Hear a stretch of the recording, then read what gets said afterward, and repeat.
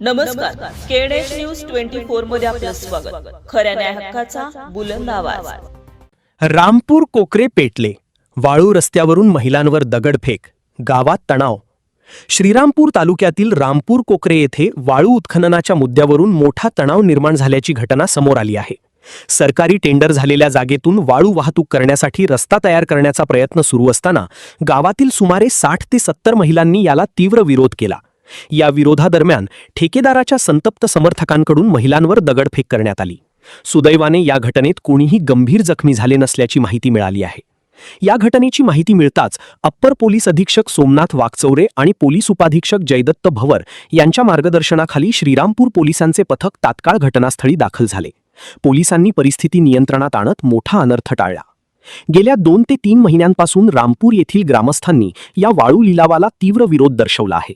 मलंग शहावली बाबा दरगाहासमोर ग्रामस्थांनी उपोषण सुरू करत गावातून वाळूचा एक खडा सुद्धा जाऊ देणार नाही असा ठाम निर्धार व्यक्त केला होता. ग्रामस्थांच्या मते वाळू उपसा झाल्यास शेती व्यवस्था, पाण्याचे स्रोत, गुरेढोरे आणि पिण्याच्या पाण्यावर गंभीर परिणाम होणार आहे. त्यामुळे सराला बेटाचे मठाधिपती रामगिरी महाराज यांच्याकडे देखील ग्रामस्थांनी मदतीची विनंती केली होती. रामगिरी महाराजांनीही या प्रकरणात लक्ष घालत जिल्हाधिकारी आणि मंत्र्यांशी संपर्क साधून वाळू उपसा थांबवण्याचे आवाहन केले होते.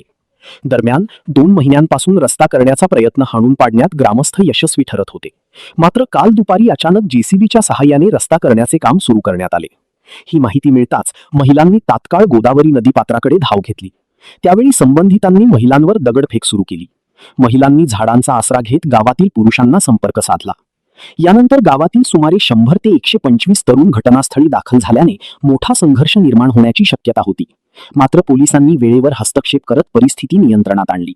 दरम्यान महसूल प्रशासनाच्या भूमिकेवरही प्रश्नचिन्ह उपस्थित होत आहे.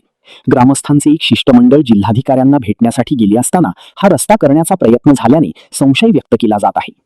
ग्रामस्थांमध्ये यामुळे संतापाची लाट असून प्रशासनाने तात्काळ योग्य निर्णय घ्यावा अशी मागणी जोर धरत आहे. KNH न्यूज 24 साठी गणेश राशीनकर, श्रीरामपूर.